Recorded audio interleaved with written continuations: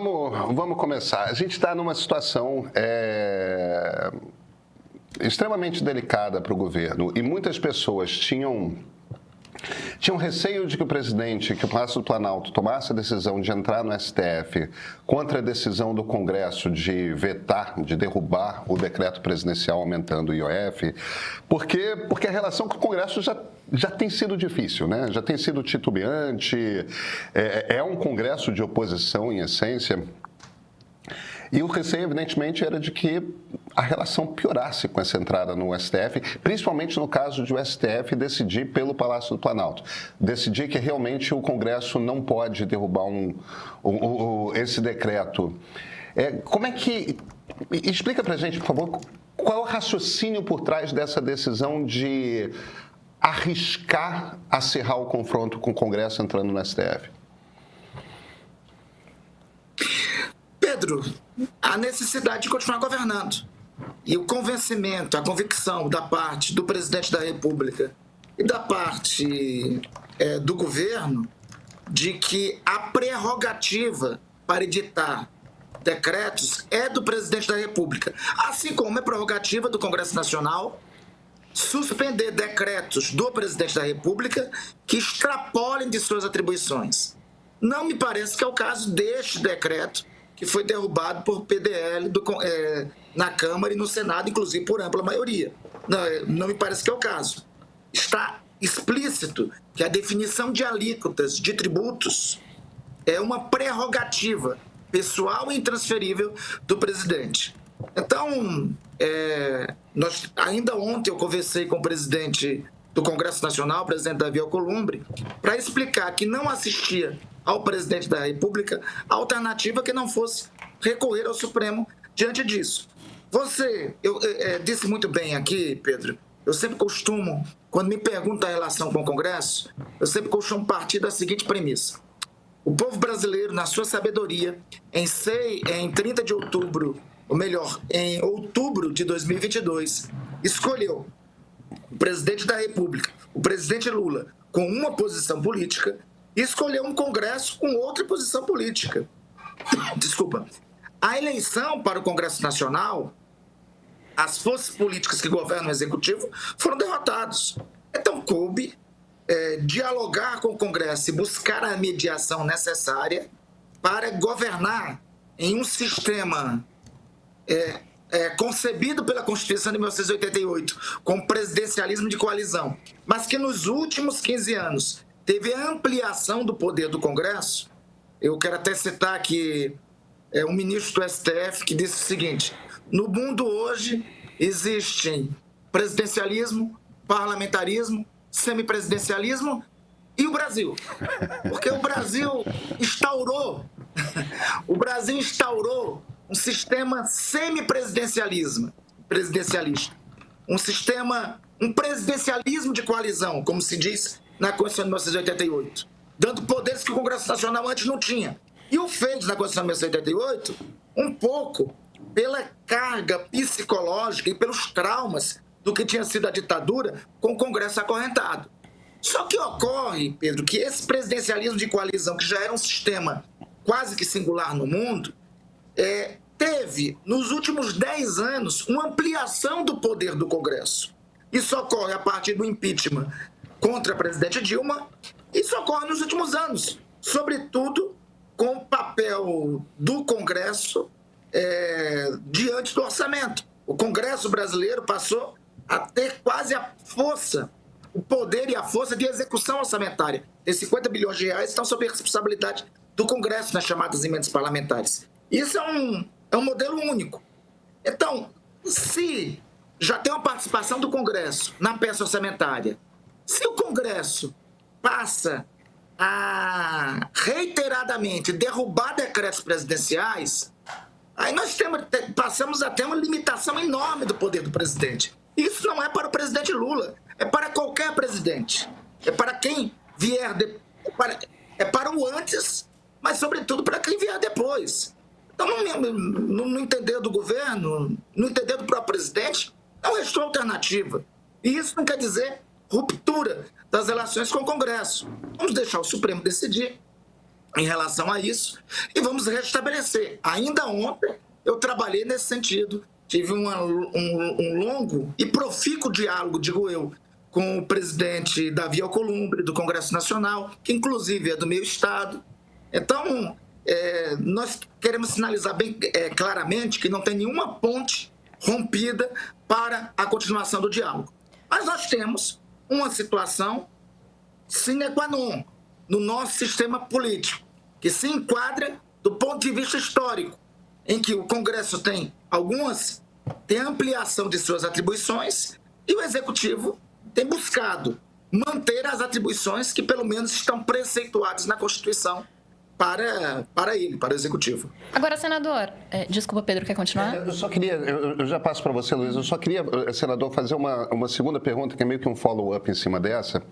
Eu ouvi hoje de um advogado que trabalhou no governo justamente nessa parte de regulação da parte econômica, e a leitura que ele faz é o seguinte: de fato é uma atribuição do presidente da República estabelecer a alíquota do IOF, que ele outorga o que é do seu direito para o ministro da Fazenda.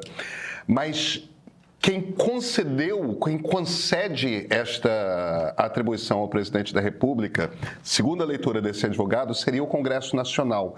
De forma que, se esse raciocínio estiver correto, e eu não sei se o senhor concorda com ele, mas se esse raciocínio estiver correto, o Congresso teria sim uma fala sobre se ele concorda ou não com a posição do Executivo nesse aumento, porque afinal de contas poderia se caracterizar que há uma mudança de enfoque do imposto, ao invés de seguir sendo um imposto regulatório, passa a ser um imposto com objetivo de arrecadação, para compensar as perdas no Tesouro Nacional.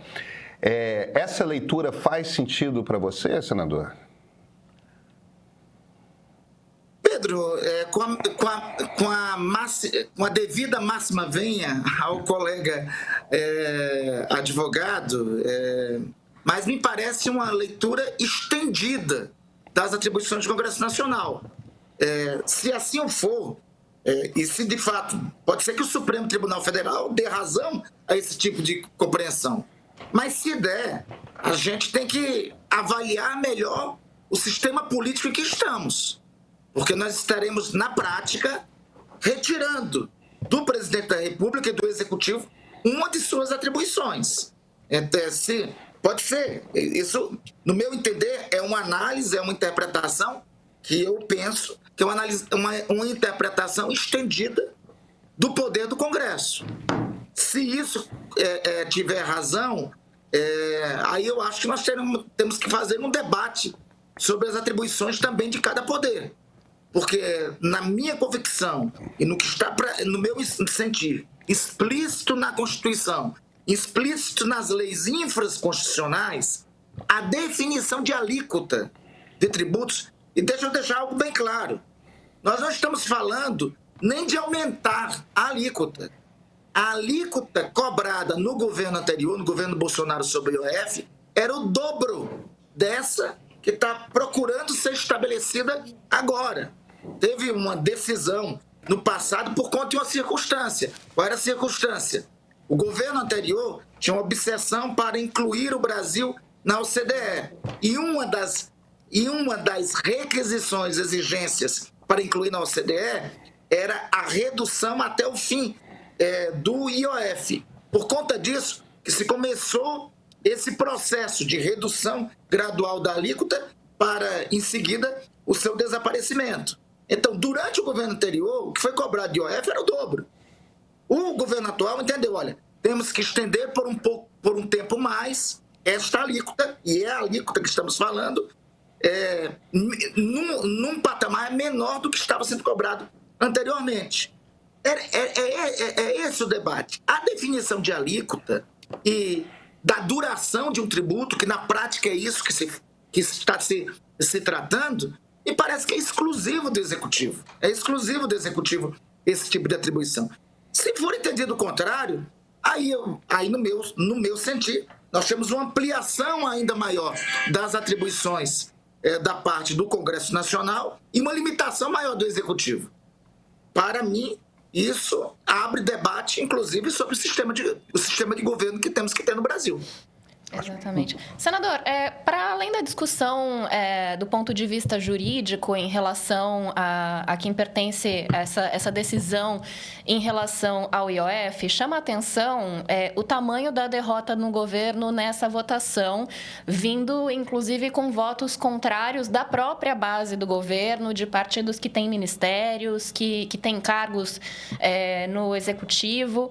E a partir daí, como a gente tem mais um ano e meio ainda de governo pela frente, independente do que se decida no STF em relação especificamente à questão do IOF, tem uma situação delicada do governo em relação à própria base, em relação aos partidos que deveriam votar com o governo e não votam, ou que não deveriam, enfim.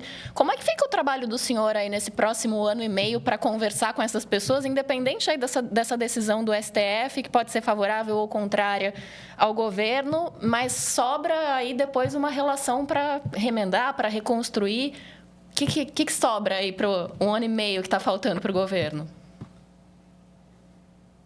Fica mais puxado, é óbvio, Luísa, por conta das circunstâncias todas. Fica mais puxado, mas a gente tem que...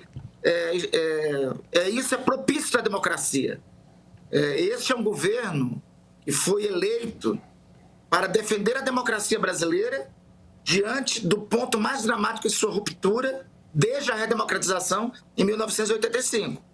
Então, este governo, em momento algum, vamos atentar contra a independência dos poderes ou chamar militantes nossos para depredar a sede do Congresso Nacional, do Supremo Tribunal Federal, ou vamos buscar golpe de Estado, como foi buscado durante o governo anterior.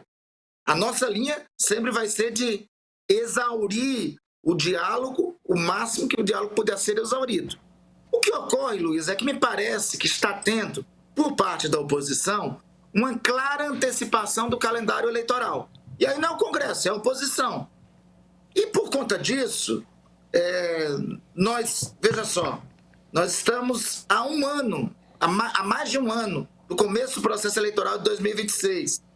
Mas ontem a oposição queria obstruir a votação de uma medida provisória que utilizava o excedente do pré-sal para Minha Casa Minha Vida, chamando isso de atitude eleitoreira. Ora, logo a oposição, que editou um pacote de medidas de quase meio bilhão de quase meio trilhão de reais para tentar comprar as eleições de 2022, vem fazer esse tipo de alegação. Então, nós não estamos conversando sobre Israel e Palestina. Nos dividimos em grupos, cada um do seu lado, xingando o outro. Pois é sempre assim nas redes sociais. Usamos palavras fortes, tratamos o lado do qual não gostamos com a pior gente que existe. Às vezes fazemos parecer que esse conflito nasceu no 7 de outubro de 2023, ou em 1967, ou mesmo em 1948, e é muito mais antigo do que isso. Eu tive por 10 dias em Israel em fevereiro desse ano. Conversei com políticos árabes e judeus, ativistas árabes e judeus, com gente nas ruas. Fui do norte ao sul do país. Ao voltar para o Brasil, mergulhei nos livros. O resultado desse trabalho ficou pronto agora. No próximo dia 10 de julho, estreiam no streaming do Meio 3 episódios especiais do Ponto de Partida da série. Tá lá a história e também a política. No todo, no conjunto, os 3 filmes são um clamor pela paz, uma defesa da solução de 2 estados, um para cada povo. Não há outra solução que não essa. Você quer entender o que acontece naquele canto do mundo, numa versão sem heróis ou vilões? Assina o Meio Premium, baixa nosso app. No dia 10, na sua televisão, no seu celular, tablet ou computador, vai estar lá.